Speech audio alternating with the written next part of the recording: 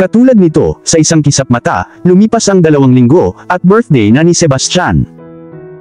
Pareho kaming nagplano ng party na magkasama, siya ang nag-asikaso ng catering at ng mga pagkain habang ako naman ang nag-aasikaso ng invitation at mga decorations. Dahil family-friend party iyon, hindi namin hinayaang magluto si Talia at tumawag ng catering organization. Parehong pamilya at kaibigan namin sila ni Alfred, kaya patas na nag-e-enjoy sila sa party tulad naming lahat. Sa ngayon ay kasama ko si Talia sa backyard kung saan nag-aayos ng mga mesa ang mga decorators. Nasa may patio area si Alfred na nagpapahangin ng mga balon na binili niya para ilagay sa may glass door na patungo sa backyard. Napagpasyahan namin na magkaroon ng isang outdoor party dahil ito ay nagiging mainit sa loob sa gabi at ang simoy ng hangin sa backyard ay isang regalo. Plus ang mga ilaw at ang view ay mas mahusay. Sinabi ko sa mga decorators kanina kung paano ko gusto ang setup at sa ngayon ay kamangha-mangha ang ginagawa nila. I'll be back, sabi ko kay Talia at tumango naman siya. Umakyat na ako sa master bedroom. Si Sebastian ay pumasok sa trabaho kaninang umaga at siya ay bumalik ng tanghali nang kami ay nagla-lunch. Sa kabila ng birthday niya ngayon, nasa kwarto pa rin siya at nagla-laptop. Binuksan ko ang pinto at dumapo ang mga mata ko sa kanya. Nakaupo siya sa couch malapit sa bintana, ang laptop niya sa foot couch. Hey, mahinang sabi ko. Tumingin siya sa akin. Hey, how's everything going? It's going well, sagot ko habang papunta sa gilid ng kama ko. Lumapit ako sa bed table, hinila ang drawer at kinuha ang isang itim na bag. Tumalikod ako at nilagay ang bag sa kama, bago sumulyap kay Sebastian, bumalik na siya sa trabaho. Sa bag na ito, may regalo para sa kanya, isang singsing. Simpleng silver ring na nakuha niya noong araw ng kasal namin, at kasing laki ito ni Jason. Kaya para sa kanyang birthday, nagpa siya akong iregalo sa kanya ang isang gold ring na mas maganda kaysa sa nauna. Kinuha ko ang blue velvet box at naglakad papunta kay Sebastian. Tumingala siya sa akin at dumapo ang mga mata niya sa velvet box, binigyan niya ako ng nagtatanong na tingin. May little gift ako sa iyo, sabi ko sa kanya, habang nakatayo ako malapit sa kanya.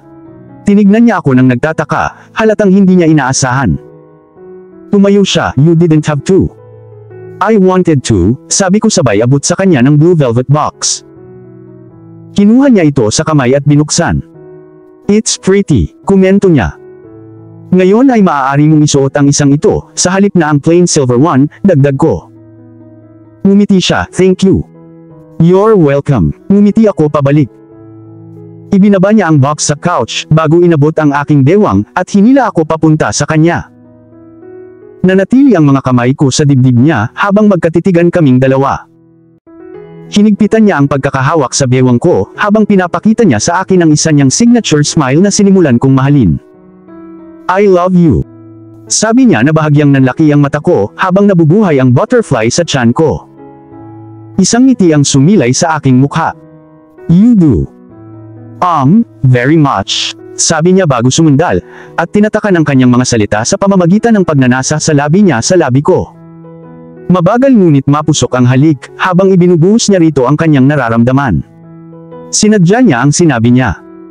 Humiwalay kami, at napatingin ako sa malarosas niyang labi, na nangyari sa aking lipstick.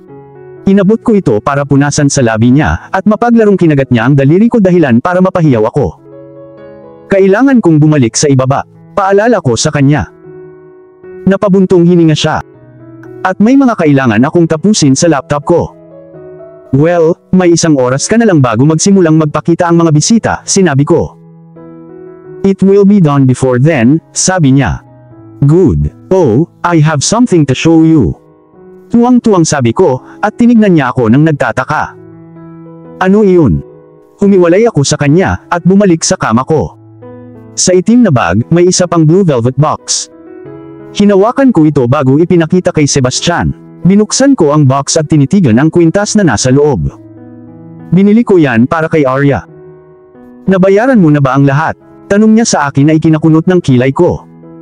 Para sa singsing mo, oo. Pero kalahati lang ang babayaran ko sa kwintas, bakit? Tanong ko. Well, I want to give her something too, and since you pay half, let me pay the other half, then this will be our gift for her. Paliwanag niya. Sure, beside you know what, You gave her the gift. Kapag nalaman ni Karen na bumili ako ng ibang mamahaling bagay para kay Arya, papatayin niya ako, pero hindi kanya kayang patayin, sabi ko sa kanya. Tumawa siya, fine by me. Kailangan kong bumaba ngayon, sabi ko at tumango siya. Hinalikan niya ulit ang labi ko bago ako lumabas ng kwarto. Itinabi niya sa kanya ang kwintas. Pagbaba ko, inilagay na ni Alfred ang mga balloon sa itaas ng entrance ng pinto, at tinutulungan niya ngayon ang mga decorators na mag-impake. Tumingin ako sa paligid, at natuwa ako sa nangyari. Nakalimutan kong sabihin sa mga decorators na 10 kami at bumili siya ng 12 seated table, so we have 2 extra seats. Malapit na ang catering dito, narinig kong sabi ni Alfred.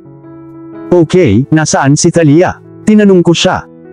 Umalis siya para maghanda, sagot niya. Dapat pumunta ka na rin, ako na ang bahala sa iba, paninigurado ko sa kanya. Tumango siya bago siya umalis papuntang guest house. Hinayaan ko silang mag-impake at pumasok na sa loob. Habang naglalakad ako papuntang kusina, narinig ko ang doorbell. Naglakad ako papunta doon at binuksan ko ang pinto. Nagulat ako nang makita ko sina Leo, Karen at Arya. It was still early. Hi, niyakap ko muna si Leo, since hawak-hawak ni Karen ang isang inaantok na si Arya. Niyakap ko siya sa gilid bago hinalikan si Arya sa ulo niya. Hey, saan ko siya ilalagay? Tanong ni Karen habang naglalakad papasok. Sa room namin, si Sebastian is working on his laptop, babantayan siya habang natutulog. I suggested. Sinabi ko kay Karen kung nasaan ang kwarto namin, at umakyat na siya. Saan ko ilalagay ito? Nilingon ko si Leo at napatingin sa malaking puting bag na hawak niya.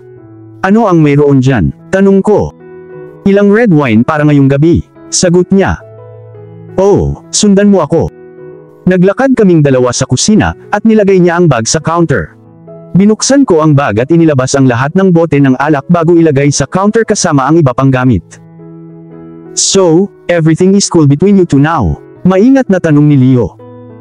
Natawa ako sa pinili niyang salita. Cool. I mean, okay na ba ang lahat sa inyong dalawa? Itinama niya. Ngumisi ako. He just told me I love you, pagkatapos kong ibigay sa kanya ang kanyang birthday gift.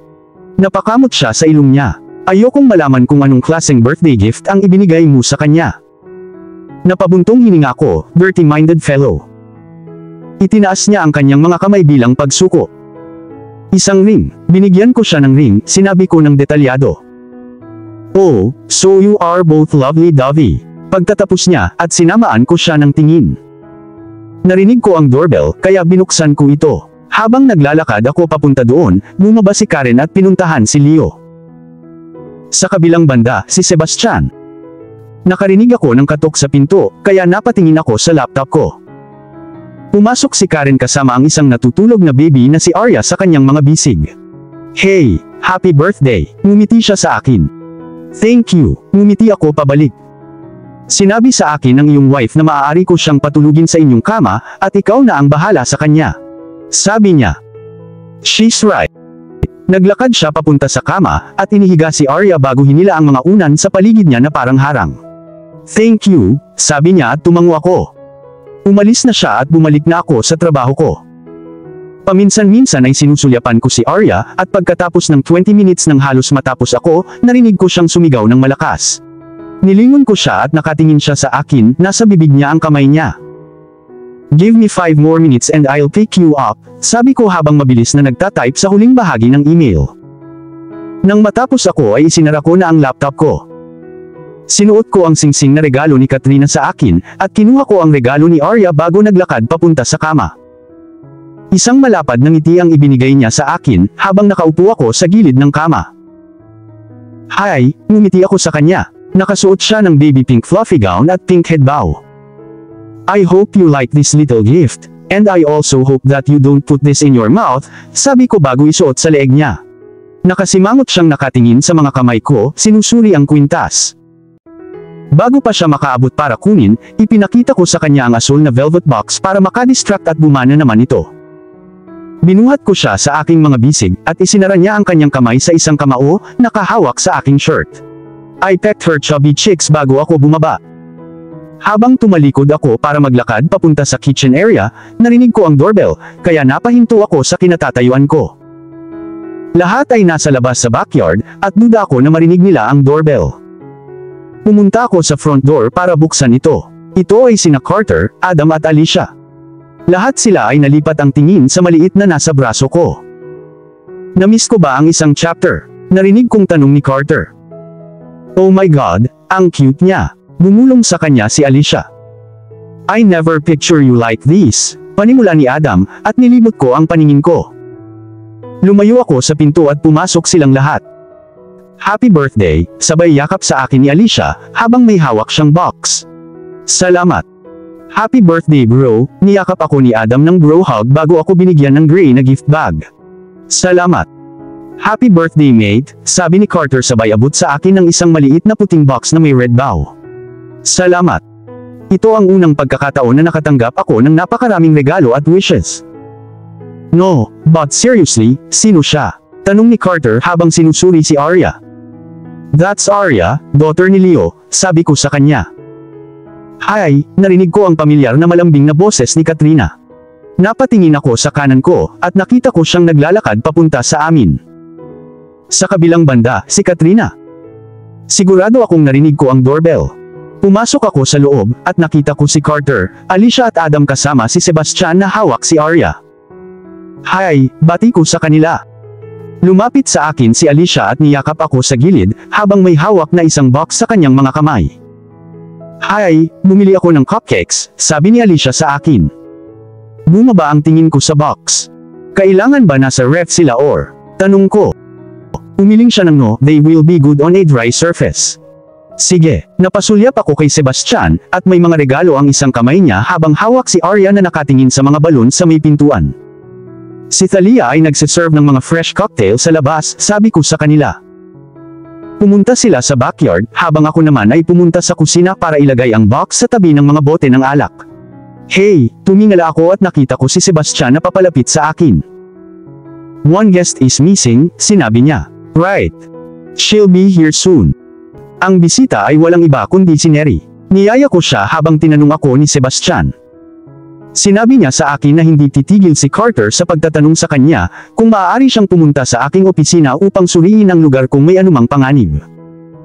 Nang tanungin siya ni Sebastian kung bakit ang tigas ng ulo niya, binibigkas niya ang isang pangalan, Neri. Isang gabi pala silang magkasama at gusto siya nito. Wala ni isa sa kanila ang nakakaalam na inimbitahan ko silang dalawa dito ngayong gabi.